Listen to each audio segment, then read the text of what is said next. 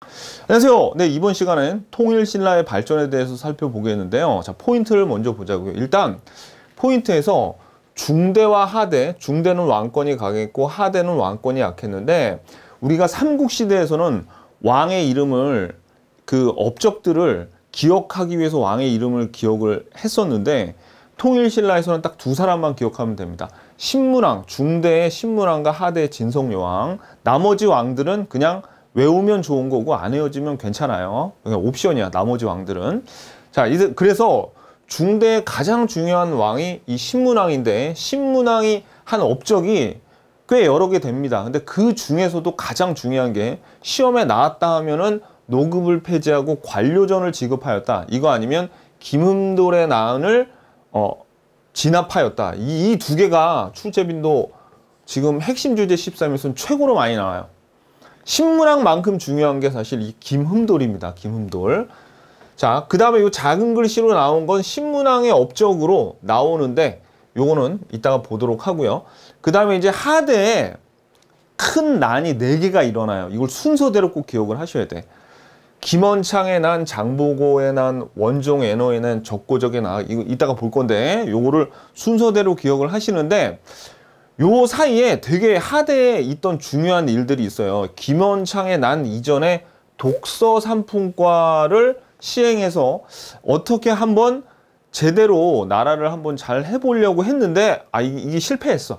근데 이게 김원창의 난 이전에 있었고요. 그 다음에 아까 말씀드렸던 진성여왕 때 이런 원종 애노의 난, 적고적의 난, 이런 난들이 일어났는데, 요 사이에 최치원이 한번 잘 살아보자고 이런 개혁에 관련된 시무책 10조 또는 시무 10조라는 걸 올렸는데 잘 받아들여지지 않았어. 그러니까 하대는 뭐가 잘 안 되는 거예요. 그래서 독서 3품과도 잘 안 됐고 최치원의 시무 10조도 안 됐습니다. 그래서 원종 애노의 난이 일어난 다음에 한번 잘해보려고 최치원이 올렸는데 안 됐어. 그러니까 아주 대규모의 요 봉기가 일어나요. 적고적의 난. 이따 봐요. 근데 왜 여기다 이렇게 그 네모 테두리를 둘렀냐면, 요 3개의 일이 진성여왕 때 일어났어요. 요게. 그래서 기억해야 됩니다. 근데 제일 중요한 건 아무튼 요 난의 순서 뭐 저절로 알게 되겠지만, 요 난의 순서를 기억해야 돼. 김원창, 장보고, 원종 애노의 난, 적고적. 사실 이거 4개만 외우면 오늘 핵심 13은 그냥 끝나는 겁니다. 이거 순서만 외우면. 자, 그 다음에 이제 아까 말씀드렸듯이 이제 우리 통일신라의 신문왕이 했던 업적들이 뭐 행정기관을 14부로 만들었고, 그 다음에 전국을 구주 5소경으로 개편했고, 군대도 구서당 10정을 만들었다. 요런 내용도 살펴볼 겁니다. 요거. 그래서 얘네들을 알아야 되고, 그 다음에 토지 제도가 이제 관료전에서 노급을 폐지하고 정전을 지급하고 노급을 부활했다는 이 얘기가 나오거든요. 근데 요것도 사실은 이따가 관료전과 노급에 대한 그 차이를 말씀드리면 요것도 저절로 기억을 하게 돼요. 요것도. 그 다음에 이제 이 삼국시대 경제에 대해서 기억할 거는 요 촐랑문서라는 게 나와요. 요게 조세와 노동력을 징발하기 위해서 만든 요런 문서고, 그 다음에 이제 그 무역에 관한 내용이 신라의 가장 번성했던 항구가 울산항과 당항송 2개고, 그리고 장보고가 그 무역에서 활동을 했을 때 산둥반도에 설치한 법화원과 완도의 청해진을 중심으로 활약을 했는데, 그래서 얘네들 이름만 그냥 알면 돼. 여기서부터 여기까지는 이름만 알면 됩니다. 이름만. 그러니까 사실 핵심 주제 13은 양이 많은 것 같아도 여기 있는 거 딱 요거만 정리되면 다 맞춰요, 시험 문제. 너무 쓸데없이 많이 공부할 필요 없어. 자, 이제 기본소를 보면서 하나씩 살펴갈게요. 기본소 46페이지 봅시다. 자, 먼저 신라 중대 왕의 업적을 보겠는데, 우리 저번 시간에 중대가 어느 왕부터 시작이었습니까? 무열왕부터 시작이었죠. 문왕의 아버지인 무열왕부터 시작인데, 우리가 무열왕과 문무왕은 핵심 주제 7에 27페이지에서 이미 공부를 다 했어요. 그래서 요 문무왕 중에서 요거는 근데 좀 알아둬야 돼. 왜냐면 요거는 왕권 강화하고 관련이 있죠. 외사정 파견 밑줄. 요게 지방을 통제하고 감찰하기 위해서 외사정을 파견했다. 마치 뭐와 비슷해요? 무령왕의 22담로와 비슷한 그런 역할을 했었죠. 그리고 문무왕 때 삼국통일이 완성이 됐습니다. 백제가 멸망한 건 무열왕이었고 그 다음에 백제 부흥운동부터 고려의 멸망, 고구려의 부흥운동, 나단전쟁 승리로 삼국통일을 완성한 건 문무왕 때였습니다. 여기까지 외사정만 그냥 아시면 되고 그 다음에 문무왕의 아들이 신문왕이었는데 매우 중요합니다. 자, 신문왕 별표 너무 중요하죠. 자, 신문왕은 신라 중대의 강한 왕권의 상징적인 인물입니다. 왕권이 강하다는 것은 어떻게 해요? 귀족 세력이 약화가 됐다는 얘기야. 귀족 세력을 약화시켰다는 얘기인데 1번하고 2번이 사실 신문왕의 업적이 여러 개 있지만 이 두 개가 가장 중요합니다. 이 두 개만 여러분들이 신문왕이 한 거야 라는 것만 기억해도 오늘 공부 반절 이상 끝난 거예요.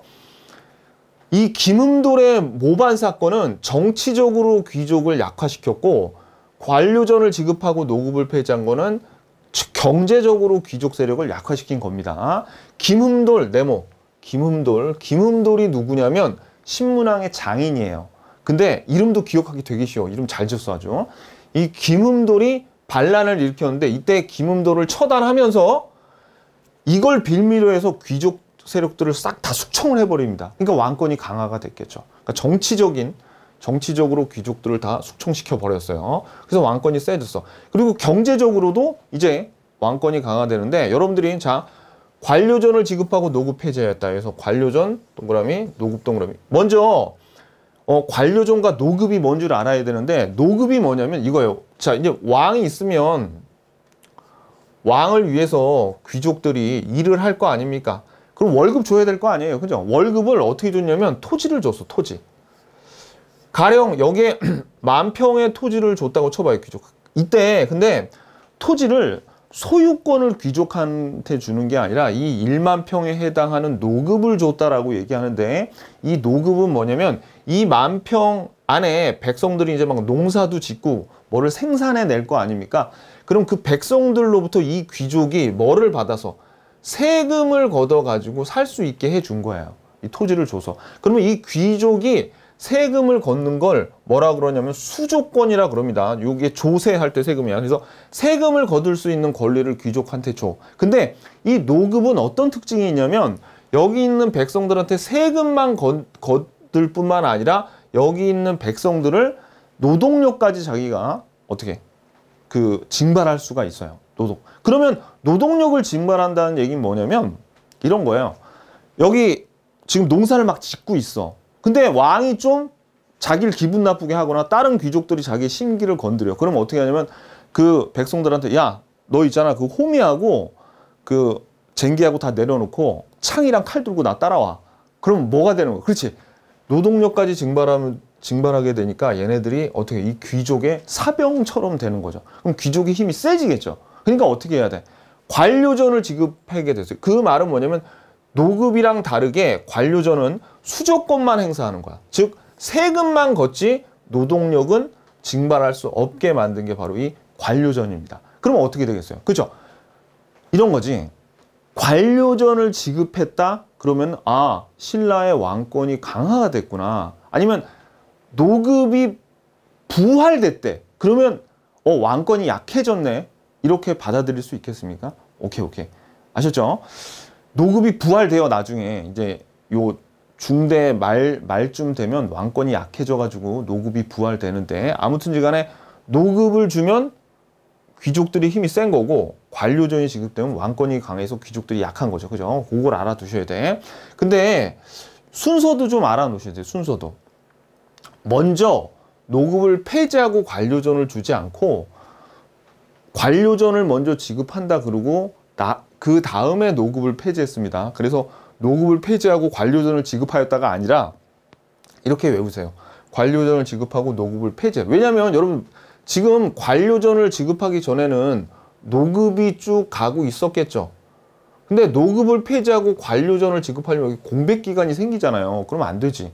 얘네들 일은 계속 시켜야 될 거 아니야. 그러니까 어떻게 노급이 주어진 상태에서 일단 관료전을 줘서 요 월급이 끊기는 그 공백은 없어져야 되겠죠. 그런 다음에 관료전 준 다음에 그 다음에 노급을 안 주면 계속 돈 받잖아 얘는. 그죠?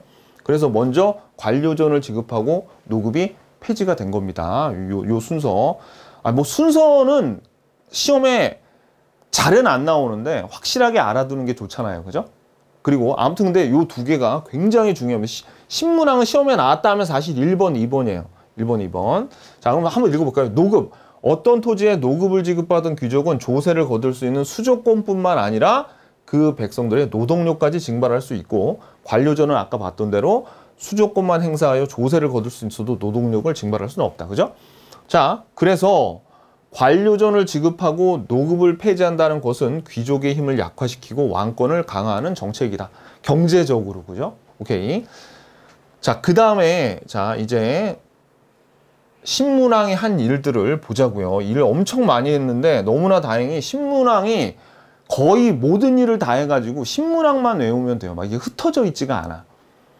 자, 일단은 요것도 밑줄, 국학을 설립했다. 국학에서 유교 정치 이념을 해서 유학 교육기관의 충원을. 자, 그러면 요것도 일종의 왕권 강화죠. 왜? 왜냐하면 우리 유교는, 유학은 뭐를 가장 중요시 여겨요? 충효를 중요시 여기잖아요.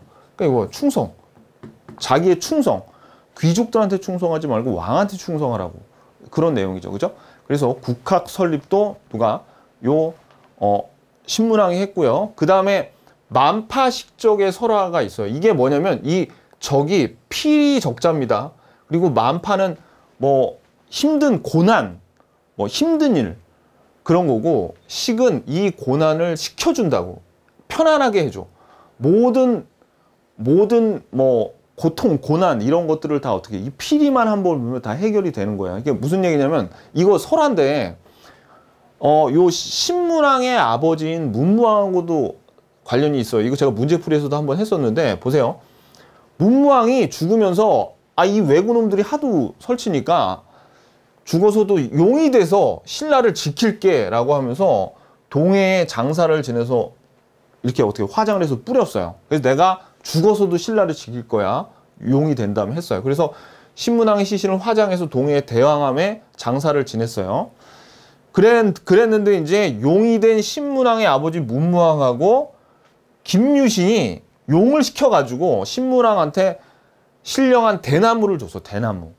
그래서 이 대나무를 갖고 만파식적이라는 피리를 만들었는데, 이때 이 피리를 보면 만파, 뭐 적병이 물러가고 적병이 쳐들어오거나 뭐 병이 들거나 가뭄과 홍수가 줘도 피리 한 방만 보면 다 해결이 됐다는 그런 전설이 내려오고 있습니다. 그래서 만파식적은 누구하고 관련되어 있는 거예요? 신문왕과 그의 아버지인 문무왕과 관련이 있구나. 요거 만파식적 설화 유명하죠. 요거. 자, 화왕계는 여기 밑줄, 원효의 아들 설총. 누가? 설총이 신문왕한테 이 화왕계의 우화를 들어서 충원을 한 겁니다. 이 뭐라고 나왔냐면, 이 신문왕한테 간신은 장미에 비유하고 충신은 할미꽃에 비유했어요. 이건 뭘 얘기하는 거죠? 간신이 하는 얘기는 장미처럼 듣기도 좋고 보기도 좋아. 하지만 충신이 하는 얘기는 귀에 어떻게 좀 거슬릴 수도 있죠. 할미꽃처럼 투박하다는 얘기입니다. 그래서 할미꽃을 꽃에 비유해서 왕은 모란으로 표현했어요. 그래서 할미꽃을 가까이 하지 장미, 간신들을 가까이 하지 마라고 우화를 들어서 바쳤는데, 신문왕이 크게 깨달았습니다. 화왕계도 신문왕에 관련이 있구나. 만파식적 화왕계. 그럼 만파식적은 문무왕하고 관련이 있었죠. 화왕계는 설총하고 관련이 있네요. 그죠? 자, 그 다음에 47페이지. 자, 요거는 이때 뒤에 가서 우리 행정조직에 몇 페이지냐면 통치 체제 부분 49페이지에서 자세하게 볼 텐데, 여기서 중요한 거는 이게 중요해요. 구주 오소경으로 통일이 되면서 신문왕이 어떻게 해요? 자기 아버지가 막 통일해가지고 새로 영토가 생겼으니까 이걸 다시 재정비를 해야 될 거 아닙니까? 그죠? 생각해봐요. 우리나라는 지금 팔도로 되어 있잖아. 근데 만약에 우리나라가 일본을 정복했어요. 그럼 일본을 정복하면 이 팔도로 되겠냐고. 더 만들어야지. 일본이 뭐 섬이 4개로 구성되어 있고 여러 뭐 이상한 잡스러운 성들도 있으니까 여기 우리나라 8개 도에다가 5도라고 만들어서 그 일본 섬나라니까 북도, 서도, 남도, 북도, 이 잡스러운 건 잡도, 뭐 이런 식으로 해가지고 뭐 13도로 만들거나 뭐 그렇게 구주로 만든 거예요. 더 영토가 늘어났으니까. 오소경은 요거는 경주, 수도가 너무 이제 통일이 되고 보니까 경주가 너무 남동 쪽에 치우쳐 있죠. 그래가지고 어떻게 해요? 다른 소경들을 만들어 가지고 큰 도시를 만들어서 균형적인 발전을 꾀한 겁니다. 우리나라도 지금 원래 서울이 수도였다가 그 노무현 대통령 때 세종시로 막 옮기려고 그랬었죠. 그때도 균형 발전 뭐 그런 명분을 했었습니다. 그거랑 비슷한 거예요. 그 다음에 군대도 중앙군 구서당과 지방군 10정이 있다는데 이것도 자세히 볼 겁니다. 이따가. 그 다음에 중앙통치조직도 14부를 만들었는데 이것도 이따가 볼 겁니다. 그러니까 중요한 건 뭐예요? 지금 자세한 내용도 별로 없지만 구주, 오소경, 구서당 10정, 14부를 한 게 다 누가 했다고요? 신문왕이 했다는 게 중요해. 누가 했다. 뭐 이런 사실보다도 누가 했다고요? 신문왕이 했다고요. 아까 국학도 신문왕이 설치했었죠? 다 신문왕이 한 거야. 얼마나 좋은 왕이에요. 야, 자기가 다 해버리잖아.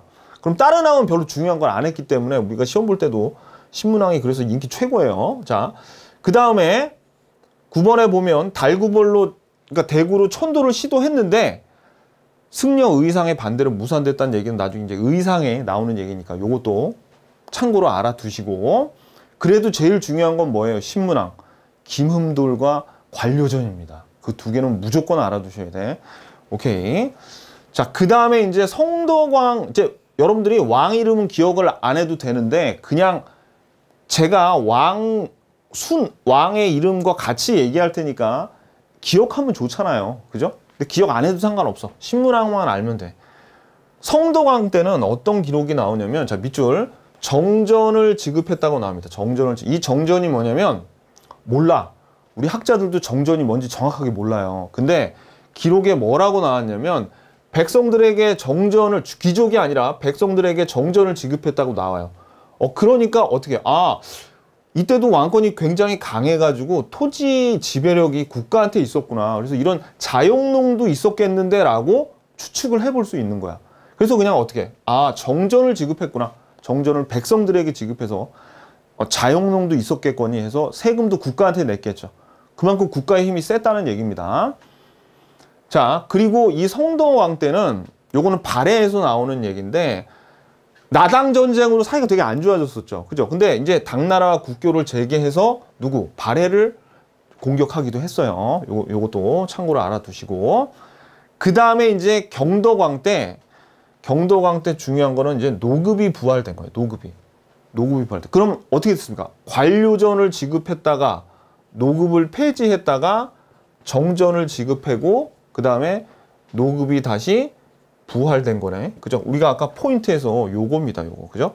관료전 지급, 노급 폐지, 정전 지급, 노급 부활 순서대로 여러분들이 기억을 해 주셔야 돼요. 자, 그 다음에 요 김대성 동그라미 치시고요.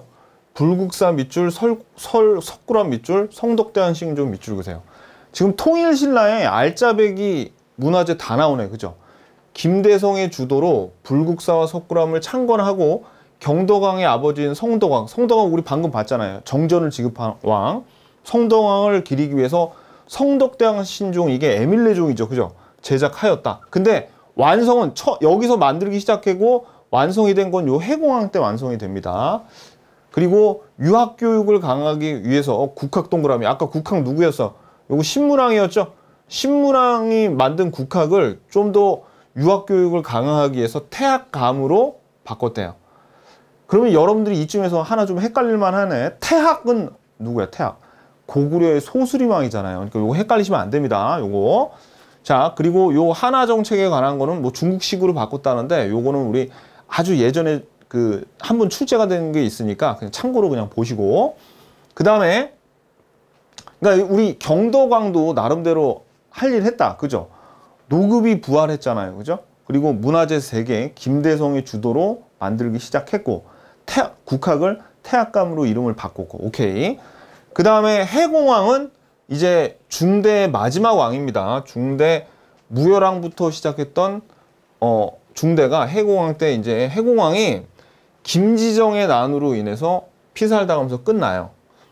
근데 요 난이 있어요. 요 대공의 난 또는 96 각간의 난인데 이 대공의 대공이란 사람도 각간이야. 이 각간이 뭐냐면은 그 신라의 제일 높은 진골 귀족들의 이제 관등인데 대공의 난 이퀄 96 각간의 난으로 보셔도 되는데 이때 굉장히 각간들 96명이 미쳐서 날뛰었어요. 막 난을 일으켜서 왕 한번 해보겠다고 서로 편도 먹고 싸우기도 하고 그러니까 굉장히 혼란스러운 상황에서 김지정이 난을 일으켰는데 이 김지정을 김양상이 어떻게 해요? 죽이고 자기가 선덕왕으로 즉위합니다. 근데 여기서 여러분들이 요 김지정의 난, 대공의 난 이거 자체가 중요한 게 아니에요. 그냥 얘네들은 중대 마지막에 난이 일어난 거죠. 그죠? 중대 마지막에, 중대 마지막. 특히 김지정의 난, 대공의 난 요게 중대 마지막이라서 우리가 정말 소중하게 이번 챕터에서 본 4개의 난이 있었죠. 김원창, 장보고, 원종, 애노의 난, 적고적의 난이랑 헷갈리시면 안 된다고. 이거는 지금 하대에 일어났던 난이잖아요. 그러니까 지금 방금 봤던 요 김지정의 난이라던가 대공의 난 얘네들을 가지고 헷갈리시면 안 돼요. 무슨 얘기인지 아시겠죠? 얘네들은 중대 막판에 일어났어. 그러니까 그 다음부터 이제 일어나는 난은 뭐예요? 하대 김원창의 난부터 난이 시작하는 겁니다. 우리는 오케이 여기까지가 하대예요. 하대 아니 중대예요. 중대. 자, 그 다음에 이제 하대를 보자고요. 신라 하대 왕들의 업적. 자, 그러면 48페이지입니다. 해공왕이 반란으로 피사로 진골귀족 간의 왕위쟁탈전이 전개가 되어 왕권이 약화되어 지방에 대한 통제력이 약화되면서 지방 호족들이 성장하는 배경이 됐다라고 여기 나오죠. 이게 무슨 얘기냐면 이제 신라 하대의 키워드는 왕위쟁탈전이에요. 그러니까 얘네들이 한번 이렇게 죽이고 왕이 되니까 서로 왕이 되려고 진골 귀족들이 막 중앙에서 그러니까 피 터지게 막 싸우는 거야. 그러다 보니까 어떻게 되는 겁니까?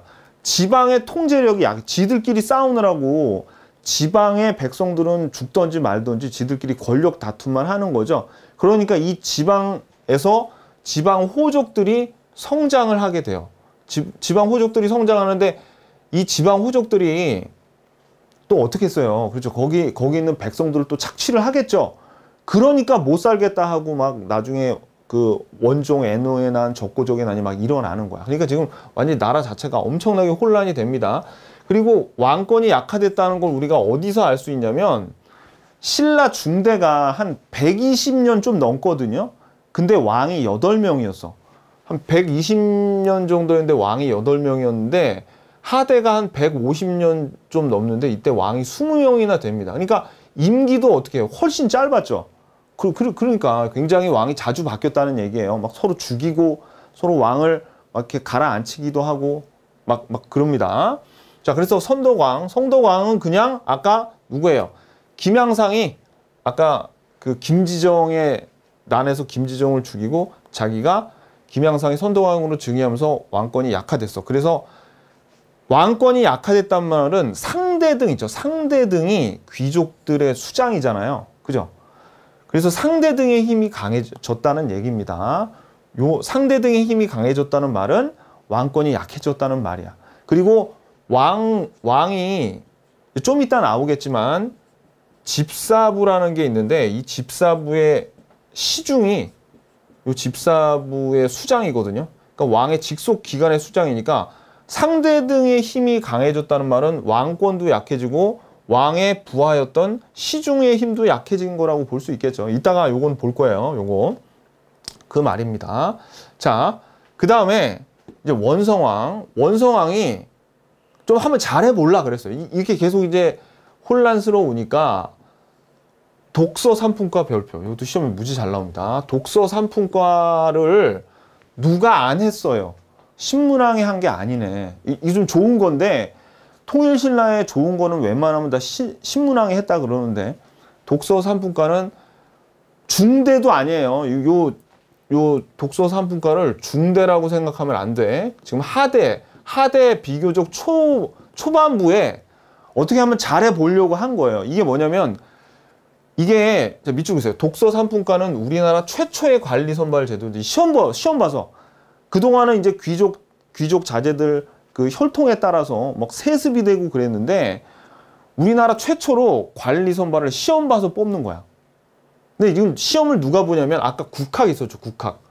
국학의 학생들한테 독서 책을 열심히 읽어요. 이게 뭐냐면 독서가 그 경전, 유교 경전 그런 거를 열심히 얼마나 읽었는지 네가 그거를 잘 암기하고 이해를 했는지를 시험을 보는 겁니다. 그래서 인재를 등용을 해가지고 왕권을 강화하려고 했어요. 왜? 이렇게 왕이 시험 봐서 뽑으면은 그 왕에게 충성을 다할 거니까. 그리고 얘네들이 공부하는 게 유교죠. 그래가지고 독서 산품과를 하려 그랬는데 진골 귀족들이 반발을 한 거야. 공부하기 싫다 이거지. 그죠? 공부하기도 싫고 그 다음에 이 시험에서 뽑혀봤자 이 골품 제도가 워낙 강했기 때문에 그 한계를 넘을 수가 없었어요. 그래서 이 독서 산품과는 흐지부지 끝나고 맙니다. 그래서 보세요. 근데 이거 봐봐. 국학 학생들을 대상으로 시험이 치러졌어. 너희들 책 얼마나 잘 읽었어? 라고 해서 왜 산품과냐면 그 시험 본 학생들을 세 가지 등급, 세 개의 품으로 나눴어요. 사람을 상품, 중품, 하품으로 상중하로 나눠가지고 그래서 유교 경전 해석의 능력에 따라서 학생들을 이렇게 상품, 중품, 하품으로 나눴대. 좀 다르게 나누지 등급을 그죠? 나눠서 관리 임용을 반영했다. 독서 산품과. 근데 독서 산품과를 이해하는 것도 중요한데 일단 의의가 최초의 관리 선발 제도죠. 최초의 선발 관리 제도야. 그리고 또 뭡니까? 요게 실패했어. 요게 골품제라던가 그런 벽에 부딪혀서. 근데 더 중요한 거는 뭡니까? 이게 신문왕이 한 게 아니잖아요. 좋은 건데 신문왕이 한 게 아니라 어떻게 그렇지 하대했어. 중대한 것도 아니고 하대에 한번 잘해보려고 했는데 잘 안 됐어요. 그러니까 이제 어떻게 되는 거야? 나라가 더 안 좋아지겠죠. 그래서 헌덕왕 때 이때도 왕위 쟁탈전 중에 하나로 볼 수 있는데 자, 요것도 밑줄 김원창의 날 별표. 김원창의 난이 일어났어요. 원래 이 김주원이 왕이 될 차례였어요. 왕이 계승을 하는데 좀 어이가 없어. 근데 그 왕 임명식에 갈라 그랬는데 막 그 자연재해 물이 불어가지고 좀 늦게 갔거든요. 근데 야, 너 임마 왜 이렇게 늦게 왔어? 너 왕 탈락. 너 지각하면 안 돼. 웃기죠? 왜냐면 회사에 지각했다고 잘리는 것도 어이가 없는데 지각했다고 지금 왕을 안 시켜준 거야. 그러니까 열 받겠어요? 안 받겠어요? 열 받겠죠? 그러니까 그 아들, 이 김주원의 아들인 김원창이 열 받아가지고 난을 일으켰는데 당연히 진압당했습니다. 그래서 이건 김원창의 난, 지각의 난. 아니 그렇게 그러니까 지각을 좀 어이가 없잖아요. 그죠? 그거를 좀 연상을 하면서 김원창의 난이 일어났습니다. 요거. 그리고 이제 왕 이름 안 중요해. 왕 이름 안 중요해. 순서만 중요해. 김원창의 난 이전에 독서 산품과가 있었네. 그죠? 요거. 그 다음에 이 흥덕왕 때는 흥덕왕은 하나도 안 중요해요. 이때 누가 있었냐면 우리 장보고가 나옵니다. 장보고. 그래서 장보고가 이름도 알아두세요. 궁복이 본명인데 우리 시험에는 그래서 장보고라고 이름을 딱 하니 써놓으면 우리 수험생들이 너무 눈치를 챌까봐 궁복이라고 나옵니다. 궁복. 그러니까 이름도 알아둬야 돼. 원래 이 장보고가 이제 당나라 군인으로 큰 공을 세워서 성공을 해요. 그래가지고 이제 신라로 돌아와가지고 완도인데 청해진에다가 자기의 기지를 설치해서 거기서 그 해상 무역을 합니다. 막 일본과 당 신라를 막 이렇게 삼각으로 연결해서 어마어마한 부를 축적하고 그 부로 굉장한 뭐 자기의 사병들도 거느리고 엄청난 그 정치에서도 영향력을 발휘했어요. 그래서 이거 뭐 신라로 돌아서 청해진을 중심, 이 청해진을 알아야 돼요, 여러분들. 청해진. 이따가 지도로도 한번 볼 건데 청해진을 중심으로 한중일 바다의 해상권을 장악한 신라의 군이죠. 호족이야. 그러니까 굉장히 그 세력을 키웠죠. 그리고 중앙 정치에도 엄청난 입김을 작용을 했어요. 그리고 요거 동그라미 법화원도 시험자. 산둥반도에 법화원을 건립했대요. 법화원 동그라미 요거. 자 자, 이거 미리 좀 지도를 한번 좀 볼까요? 지도를 보시면 여기가 지금 산둥반도의 법화원이고 완도 청해진은 여기예요. 여기 기지를 설치하고 막 일본, 그 다음에 산둥반도, 당나라였죠. 신라 여기를 완 장악을 하고 있었습니다. 자, 그래서 시험에 잘 나와요. 청해진 법화원 딱 나오면 장보고 얘기하는 거네. 신라 하대죠. 신라 하대. 중요한 건 신라 하대라고요. 자, 그리고 또 일본에는 또 회역사라는 무역사절을, 그리고 당에는 견당 매물사를 상강무역. 요거는 장보고 문제로 나오는 게 아니라 나중에 이제 우리 조선시대 가면은 그 조선시대에도 청이나 명예 무역을 하러 막 이런 이름들이 있거든요. 걔네하고 헷갈리라고 얘네들을 잘 냅니다. 그러니까 미리 알아두세요. 회역사는 일본, 그 다음에 당은 견당, 이 당이잖아. 견당 매물사를 보내서 상강무역을 했어요. 근데 진짜 중요한 거는 아무튼 청해진하고 법화원이야. 이거는 기억 못해도 괜찮아. 그냥 한번 봐두고 기억이 안 나면 어쩔 수 없는데 법화원하고 청해진은 무조건 알아야 돼요. 근데 이제 이 장보고가 되게 그 중앙 정치에 입김을 발휘를 했는데 왕족이 되려고 자기 딸을 결혼을 시키려고 그랬는데 이게 약속을 어겨요. 약속을 어겨가지고 장보고가 이제 난을 일으켰는데 염장에 의해서 살해당해서 이제 이 장보고의 난도 이게 진압이 됩니다, 여러분들. 자, 그래서 요 장보고의 난도 있었네, 하대, 그죠? 어떤 난 다음에 순서가 더 중요합니다. 김원창의 난 다음에, 그죠? 장보고 해상무역을 장악해서 어디를 중심으로 청해진으로, 그리고 산둥반도에 뭐도 있었어, 법화원도 있었네, 법화원. 일종의 요 법화원은 그 절이었는데 그거예요. 절이었는데 정보, 그 산둥반도가 교통의 요충지에서 온갖 정보가 다 있었죠. 그러니까 어떤 정보를 모으는 그런 역할도 했습니다. 요거. 자, 그래서 요 장보고, 여러분들 요거 알아두셔야 돼요. 장보고 때 왕이 흥덕왕 따위는 하나도 안 중요해. 그냥 장보고만 중요한 거예요. 장보고가 이제 언제 나왔어요? 하대 김원창의 난 다음에 있었네. 그죠? 오케이. 자, 그 다음에 49페이지. 그 다음에 이제 완전히 얼마나 나라가 개판이 됐는지 이 왕 이름은 기억을 해야 돼요. 진성여왕 기억해야 돼요. 진성여왕. 자, 그래서 이제 막 나라가 완전히 혼란스러워지죠. 이 중앙에서는 지들끼리 왕권 다툼을 해요. 그러니까 지방의 통제력이 약화돼. 그러니까 호족들이 여기저기 막 일어나. 근데 이 호족들이 또 어떻게 백성들을 또 착취하고 막 그러니까 농민들이 못 살겠다 해가지고 어떻게 해요? 이제 농민 반란이 일어나요. 그래서 별표 원종 애노의 난이 사벌주에서 일어났는데 농민 반란의 기폭제가 됩니다. 뭐 어디에서 일어나는 것까지는 중요하지 않아. 그냥 진성여왕 이제 요거 하대 말기에 원종 애노의 난이 일어났네요. 그죠? 그런 다음에 사실 최치원의 시무책 10여조가 나오는데 일단 요 적고적의 난도 별표. 요것도 적고적의 난은 굉장히 큰 규모인데 적고적이 뭐냐면 이게 빨간 바지예요. 빨간 바지. 그러니까 붉은 바지. 그래서 큰 규모의 농민, 경주로 진격할 정도의 큰 규모의 농민 반란이었는데, 자, 밑줄. 바지를 붉게 해서 적고적, 이게 빨간색이죠. 적고적에 구분되는 표시를 삼았기 때문에 이를 적고적이라고 하였다. 이름도 아주 기억하기 좋잖아요. 그죠? 자, 그리고 이제 최치원, 자, 요것도 별표. 최치원의 시무책 10여조. 이게 뭐냐면은, 원래 최치원이 당나라에 가가지고, 나중에 뒤에 한 번 더 나옵니다. 최치원이 엄청 머리도 좋고, 당나라에 그 외국인들이 보는 과거에 급제를 해서 거기서 관직 생활도 해요.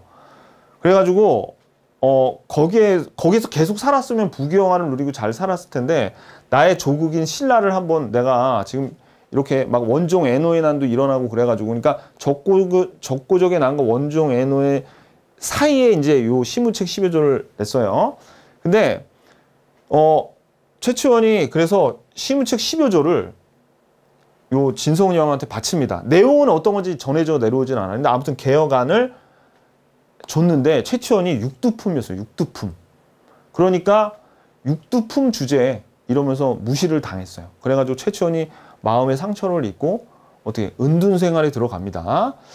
그래서 어떻게 된 거예요? 원종 애노의 난이 일어나고 최치원이 시무책을 요 시무책 10여 조를 냈는데도 안 되니까 완전히 나라가 개판해서 더 큰 난이 일어났다. 이런 식으로 외우시면 됩니다. 아셨죠?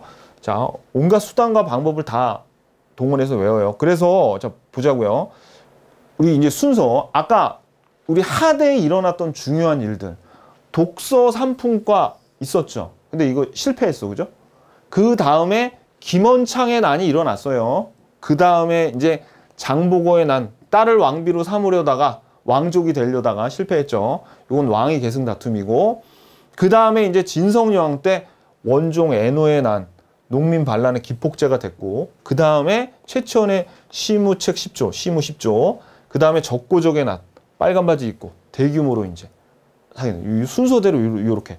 만약에 여러분들이 6개까지 기억하기 힘든데요. 그러면 요거는 얘네들은 그래도 순서상으로는 별로 안 중요해요. 순서상으로 알면 중요하지만 적어도 이 4개의 순서는 여러분들이 기억을 꼭 하셔야 됩니다. 신라 하대에서 난 일 중에서 얘네들이 제일 중요해요. 시험에는 사실 이것만 알면 뭐 별 문제가 없어요.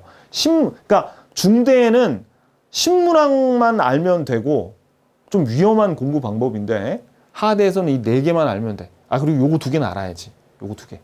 순서까지는 뭐 얘네 둘은 알면 좋은데 순서 아무튼 4개는 꼭 알아야 돼요. 순서 4개는 중요하고 요거는 옵션. 오케이.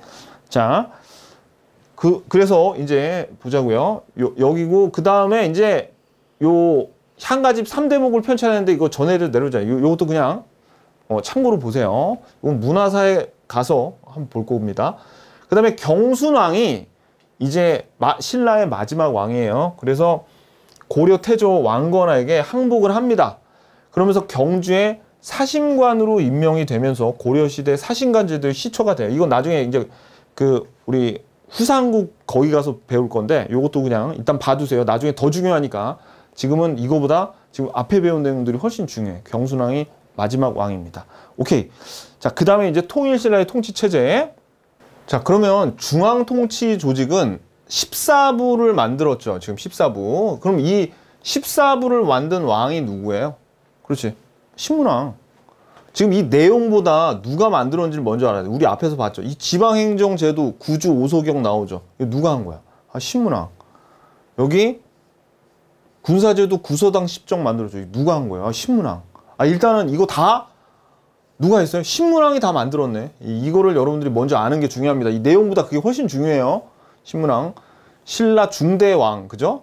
오케이. 자, 그럼 먼저 중앙통치 조직은 14부인데 14부 중에서 그 중에 하나인 집사부라고 있어요. 이 집사부. 이 집사부가 지금 현재 우리나라로 치자면 국무총리실 플러스 뭐냐면은 비서실 있죠. 요 2개를 합친 거나 마찬가지예요. 자, 참고로 한번 봐봐요, 여러분들. 이게 어려운 게 아니라고. 지금 우리나라 대통령 있죠? 그 다음에 국무총리 있죠? 그 다음에 밑에 18개의 부처가 있단 말이에요. 뭐 기획재정부, 외교부, 뭐 법무부, 뭐 이런 식으로 쫙 있는 것처럼 왕 밑에 마치 국무총리가 있는 것처럼 국무총리실이 있는 것처럼 집사부가 있고 총리실의 수장은 국무총리인데 집사부의 수장을 시중이라고 불렀어요. 근데 이 기능에 대통령 비서실 기능까지 추가가 돼 있어요. 이 집사부에는. 그리고 요거 13가지의 부처는 여기 18개 우리 부처 있죠. 요거나 마찬가지야. 그러면 이런 거죠. 조선시대에는 어떻겠어요? 조선시대에는 왕 밑에 삼정승 있고 2호 예병형공 있었잖아요. 그죠? 뭐 그거랑 같은 거지. 무슨 얘기인지 아시겠죠? 자, 내용을 기억하는 게 중요한 게 아니라 다시 한번 얘기지만 이렇게 됐구나. 되는데 이제 이거를 기억해야 돼요. 중요한 거는 자, 일단 중요한 건 그냥 숫자야. 14부. 14부. 뭐 어쩌라고 14부인데. 그 말은 뭐냐면 13부 막 병부, 조부, 창부 나오죠. 하나 몰라도 돼. 그나마 병부는 알아야 되겠네. 이건 뭐야? 우리 법흥왕 때 병부를 만들었잖아요. 그때. 기억나요? 법흥왕 때 병부. 아직까지 계속 이어져 있는 겁니다. 그죠? 그냥 여기 하나도 기억할 필요 없어. 이거 그냥 적어 놓은 거예요. 여백이 많아서. 그러니까 13부에다가 집사부까지 합쳐서 14부. 오케이? 자, 근데 보세요. 집사부는 왕명출납과 국정총괄을 했대요. 그러니까 이 왕명출납이 왕이 시키는 대로 한다고. 그죠? 그 다음에 국정총괄은 국무총리처럼 한다고. 그러니까 비서와 국무총리를 겸한 거죠. 그죠? 현재 우리나라로 치면. 국정총괄을 담당했다, 집사부가. 근데 국왕의 직속기구에서 집사부의 장관, 수장을 뭐라 그래요? 시중이라 그래, 시중. 시중이라고 하는데 집사부, 시중, 왕명출납과 요렇게만 알면 돼요. 근데 한번 봐봐요. 우리 요 왕과 항상 누구랑 세력 다투는 귀족들하고 힘싸움을 하고 있는데 귀족들의 수장은 상대등이죠, 상대등. 그러면 하대에 상대등의 힘이 세졌을 때는 왕의 힘도 약해졌으니까 그 밑에 있는 시중도 둘 다 힘이 약해졌겠죠. 중대의 힘이 강해졌을 때는 얘네 상대등의 힘은 약해졌고 뭐 그런 관계입니다. 아셨죠? 오케이. 그래서 여러분들이 신라는 행정 조직이 14부 그 중에 일부가 집사부 시중이 있었어요. 왕의 왕명출납과 국정총괄을 담당하는 끝. 이것만 알면 돼. 오케이. 자, 그 다음에 지방행정조직은 아까 말씀드렸듯이 이제 통일이 되니까 새 영토를 편입을 시켜야 돼. 편입을. 그래서 신라 지역과 옛 고구려와 백제 지역에 각각 3개의 주를 설치한 9개의 행정구역이 있어요. 그래 보니까 여기 지도 보세요. 이 몇 페이지야? 요거 50페이지입니다. 여기 보시면 옛 신라 지역은 상주, 강주, 양주, 그리고 백제 지역은 웅주, 전주, 무주, 그 다음에 옛 고구려 지역은 한주, 삭주, 명주 이렇게 되겠죠. 이름 외울 필요 없어요. 그냥 2글자로 돼 있네. 2글자로 돼 있네. 이거 지도도 볼 필요 없어. 지도도 볼 필요 없어. 그냥 이렇게 돼 있다고요. 이렇게. 이름도 외울 필요 없어요. 이거 그냥 한번 봐두는 거야. 자, 그래서 9개 지방을 9주로 나눴대요. 그러면 이거는 마치 지금 대한민국을 8도로 나눈 것과 유사하죠. 그 얘기야. 요거 대한민국은 8도. 근데 지금 신라는 9주로 나눴네. 9주. 요거 이름 같은 거 외우지 마세요. 그래서 그 아래에 군현을 뒀대요. 이건 무슨 얘기? 만약에 우리 그 도가 있잖아요. 예를 들어서 강원도다. 그러면 그 밑에 군이 있습니다. 군. 시군이 그 밑에 있는 것처럼 군현을 뒀어. 서울도 밑에 보면 구가 있죠. 서울 밑에 무슨 강서구, 양천구 있는 것처럼 여기 있는 무슨 도 밑에는 군현을 뒀대요. 뭐 별거 아니야. 이거 중요한 거 아니야. 그래서 군에는 태수, 현은 현령을 파견하였다. 안 중요해. 그냥 구주라는 게 중요함입니다. 아시죠? 구주라고. 그 다음에 오소경은 뭐냐면 여기 지금 그 신라의 수도가 여기 보면은 요 경주 금성에 지금 여기 쏠려 있죠. 너무 동남쪽으로 돼 있잖아요. 그러니까 이렇게 5개의 소경을 설치해서 어떻게 요거를 균형 있게 발전시키려고 하는 거예요. 요거. 그래서 이름도 한번 봐봐요. 서원경, 남원경, 금강경, 중원경, 북원경이라고 여러분들이 위치도 외울 필요도 없고 그냥 지도상으로도 너무 오른쪽에 쏠려서 쟤네들을 좀 퍼뜨려 놨네 정도만 알지 이름도 외울 필요 없다고요. 그냥 한번 봐도. 왜냐면 여러분들이 시험장에서 이걸 딸딸 안 해도 시험 지문에 서원경, 남원경, 금강경이라는 게 뜨잖아요. 우린 객관식 시험이니까 딱 뜨면 이게 그냥 이거 오소경이네 라고 다 알아. 안 외워도 안다고. 여기 아까 구주도 마찬가지예요. 구주도 우리가 안 외워도 굳이 이거 안 외워도 시험지에 딱 뜨면 이거 구주네 라고 알아요. 한 번만 보면 그냥. 그러니까 외우지 말라고 억지로. 아시죠? 뇌를 낭비하면 안 돼요. 근데 뭐는 알아야 돼. 신문왕 때 했다니까. 신문왕. 그게 중요하다고요. 아셨죠? 자, 그리고 이제 향소부곡은 이게 고려 때까지 나오니까 아셔야 됩니다. 향소부곡은 특수행정구역이에요. 향소부곡. 요거 동그라미. 그래서 향소부곡은 일반 농민들보다 세금을 좀 많이 냈어. 그러면 여기에 사는 사람들은 이사도 못 가게 해놓고 세금을 많이 걷는데 그 이유는 이 신라가 다른 나라를 정복을 하면서 어떻게 했겠어요? 그렇죠. 다른 뭐 군장들이나 걔네를 흡수하는 과정에서 좀 말을 안 듣거나 뭐 그런 지역은 향소 부곡으로 정해서 세금을 좀 많이 냈겠죠. 말 잘 듣는 애들은 그냥 일반 그 지역으로 편입을 시키고 그랬다는 얘기입니다. 자, 그리고 지방 통치 정책 중에서 우리가 외사정은 누가 했습니까? 요거 문무왕 때 한 거고요. 상수리 제도, 요 외사정도 알아야 되고 상수리 제도 밑줄, 요 상수리 제도 이거는 지방 귀족의 견제 제도인데 요거는 지방 귀족의 자제를 요 중앙에 머물게 하는 거예요. 그래서 일정 기간 수도에 머무르게 해서 요거를 그러니까 볼모로 잡고 있는 거죠. 볼모로. 그러니까 귀족이 네 자식을 내가 갖고 있으니까 함부로 하지 마. 네 자식이 다치는 수가 있어. 뭐 그런 거죠. 그죠? 이게 고려 기인제도로 이어집니다. 요게 요거 지방 통치정책 요것도 알아야 돼. 요거. 자, 그다음에 이제 군사제도도 볼게요. 군사제도. 군사제도는 구서당 10정이에요. 이 구서당은 중앙군이래. 그러면 구서당은 지금 우리나라로 치면 수도방위 사령부겠죠. 그죠? 근데 이 구서당의 특징이 신라인들뿐만 아니라 고구려, 백제, 그리고 말갈인들도 모두 포함해서 구서당을 편성했으니까 어떻게 민족 융합 정책의 일환으로도 쓰였습니다. 요거. 그 다음에 10정은 원래 지방군이 왜 9개라 그랬잖아요. 구주였는데 왜 10정으로 했냐면 원래 각 주에 하나의 정을 뒀어요. 부대를 하나의 정을 파견했는데 한 주 같은 경우에는 여기는 국경이 굉장히 넓죠. 그러니까 여기에는 2정을 뒀습니다. 그러니까 10정이 되는 거야. 10정이 되는 겁니다. 요거. 그래서 구주에 한 정씩 배치하되 북쪽 국경지대인 한주에만 2정을 배치해 총 10정을 두었다. 이렇게 알아두시면 됩니다. 내용이 중요한 게 아니에요. 구서당 10정도 이거 누가 했다고. 신문왕이 했다. 요게 더 훨씬 중요합니다. 자, 일단 요 수치제도에 조세, 공납, 역이 있는데 요거는 조선시대하고 고려시대에 훨씬 중요한데 미리 한번 봐두자고요.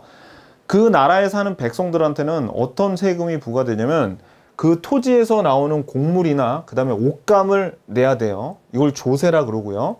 그 다음에 공납은 뭐냐면 특산물을 내는 겁니다. 그 지역의 특산물. 그 다음에 역은 뭐냐면 몸으로 떼우는 거야. 노동력을 제공하는 거야. 군역이라 그러면 뭐예요? 군대 가는 거죠. 군역은 아직도 하지 않습니까? 그죠? 뭐 그런 것들입니다.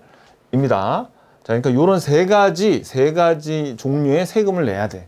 요거 몸으로 떼우거나 특산물 내거나.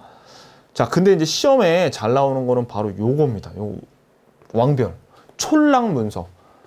이건 뭐냐면은 일본에서, 그러니까 일본 뭐 도다이 뭐 야 이건 필요 없고 그냥 일본에서 촌랑문서, 예전에는 민정문서라고 그랬었어요. 촌랑문서가 발견이 돼 있는데 보니까 이게 통일신라 시대에 밑줄 서원경 주변에 4개의 촌에 그 4개의 촌에 자세한 기록들이 있어. 근데 어떤 기록들이 있냐면 보니까 그 촌락이 얼마나 큰지, 그 다음에 인구는 몇 명 살았는지, 소하고 말에 몇 마리 있는지까지, 토산물이 뭐가 있는지가 이런 거에 다 들어가 있대요. 그러면 이거 뭐 타러 이걸 작성을 했겠어요? 아니, 당연하지. 자, 요거 밑줄. 조세 징수와 노동력 증발에 활용하려고 그 촌락을 어떻게 이렇게 자세한 내용을 기록을 한 거야. 이런 기록들이 다 있어요. 요게. 그래서 요거를 또 3년마다 요거를 어떻게 해요? 다시 갱신을 했던 거죠. 촌주가 3년마다 변동사항을 작성해. 그러면 촌락문서 하면 뭐가 나왔다? 그치? 통일신라 시대에 세금, 그리고 세금과 노동력을 증발하기 위해서 어떻게 이런 자세한 것들, 요거 뭐 소와 말이 몇 마리인지까지 지독하게 다 요거를 계산을 했어요. 다 기록을 했죠. 늘 자세히 파악해서 조세, 곡물, 역을 거두었다. 요 내용 꼭 기억하셔야 됩니다. 여기 경제, 우리 통일신라 경제에서는 이게 제일 중요해. 요거. 왜냐면 여기 사료가 남아 있잖아요. 이런 건 시험 문제 낸다고요. 자, 그 다음에 토지제도의 변화는 아까 했어요. 아까 우리 순서대로 먼저 관료전 지급하면서 잽싸게 노급을 폐지했죠. 그리고 성덕왕 때 정전을 백성들에게 지급했다. 뭐 자영농이 존재했다는 걸 우리가 여기서 알 수 있고, 그 다음에 노급이 다시 부활했습니다. 이러면서 어떻게 해요? 귀족 세력이 다시 힘을 얻고 왕권이 약화가 된 거죠. 요 내용들 아까 봤던 거고, 그 다음에 또 우리 시험에 잘 나오는 거는 이 통일신라의 무역이 나오는데, 여기 보면 뭐 무역이 어떤 물품을 사고 팔았어 이런 건 안 나와요. 이런 건 안 나오고 뭐가 나오냐면, 통일신라의 가장 큰 항구가 경주하고 가까웠던 울산항하고 그 다음에 한강 유역의 당항성이 있죠. 요 두 군데.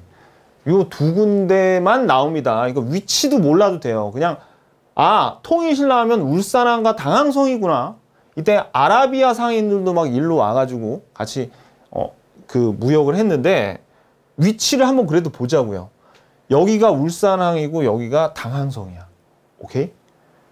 선생님 지도는 왜 보여주죠? 그냥 좀 더 기억하시라고. 지도 몰라도 돼요 사실. 근데 여러분들이 그냥 이렇게만 보여주면 기억에 오래 안 남아서 위치를 그냥 제가 보여드린 겁니다. 그래서 통일신라 무역항은 어디예요? 울산항과 당항성. 요거만 알면 돼. 그냥 뭐 구체적인 내용도 몰라도 돼요. 그 다음에 당하고는 통일 후에 무역이 활성화되어 중국 산둥반도에는 신라인의 집단 거류지인 신라방, 신라관 등이 설치가 됐어요. 이건 뭐예요? 그렇죠. 우리 한인타운, 뭐 중국 사람들이 우리나라에 오면 차이나타운 같은 거 있는 것처럼, 당나라에 신라 사람들이 많이 사는 데는 한인타운, 신라타운이 있었겠죠. 근데 그겁니다. 출제 빈도가 그렇게 높진 않아요. 그리고 이건 발해에서도 나올 건데, 발해와 신라가 신라도라는 교통로를 이용해서 교역했고요. 그 다음에 청해진, 어디서 봤어요 이거? 아까 장보고 나왔을 때 봤던 거죠. 그래서 장보고는 전라도 완도에 청해진을 설치 밑줄, 그 다음에 해적을 솔탕하여 해상무역권을 장악하고, 그 다음에 밑줄 중국의 산동성 적산촌에, 뭐 이런 주소 자세히 몰라도 됩니다. 그냥 중국 산동만도야. 법화원이라는 사찰, 절인데 하지만 거의 정보를 여기서 많이 수집을 한 법화원이라는 사찰을 건립해요. 그래서 결국 우린 대외 무역에서 알아야 될 거는 울산한 당항성, 청해진 법화원입니다. 아셨죠? 요걸 아시면 돼. 자, 그러면 오늘 포인트 한번 볼게요. 포인트. 자, 그러면 아까 우리 신문왕이 한 일, 제일 중요한 거, 관료전 지급하고 노급 폐지하고 김흠돌의 난을 진압했죠. 그리고 국학 설치, 구주호소경, 구서당 10정, 14부 다 우리 신문왕이 한 거예요. 그리고 난들 기억해야 돼. 하대에 일어났던 난이 김원창의 난, 장보고의 난, 원종의 난, 적고적의 난 있는데, 김원창의 난 이전에 독서 삼품과 요거 실패한 거, 요게 하대에 일어났던 거, 이거 중요합니다. 그 다음에 최치원의 시무책 10조가 요 사이에, 원종의 사이. 그래서 요 세 개가 진성여왕 때 일어났어요. 그죠? 그리고 방금 전에 봤던 거 요거 우리가 하나씩 자세히 좀 뜯어봤죠. 자세히 뜯어봤는데 결론은 이거 누가 했다고? 신문왕이 했다는 게 더 중요해요. 그 내용보다. 그 다음에 요 내용 관료전, 노급 폐지, 그 다음에 정전 지급하고 노급이 다시 부활했다. 이거 아까 봤죠? 요거. 그 다음에 경제 분야에서는 촐랑문서, 요거.